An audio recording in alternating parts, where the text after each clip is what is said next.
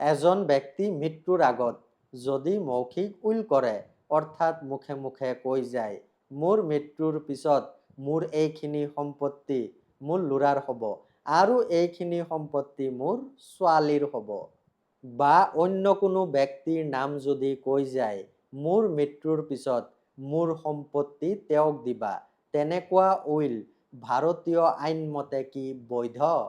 ভাৰতত মৌখিক উইল মূল্যহীন। ইণ্ডিয়ান ছাকচেছন এক্টৰ ছেকশ্যন 63 কয়, উইল সদায় লিখিত হ'ব লাগিব। যোনে উইল বনায় তাত তেওঁৰ চহী থাকিব লাগিব আৰু দুজন সাক্ষীৰ চহীও থাকিব লাগিব।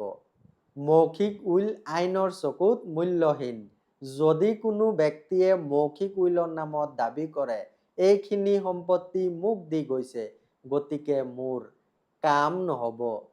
খুবেই দৰকাৰী তথ্য, অকল এটা শ্বেয়াৰ কৰি দিলেই হ'ব। মোক ফ'ল' কৰিবলৈ নাপাহৰিব। ধন্যবাদ।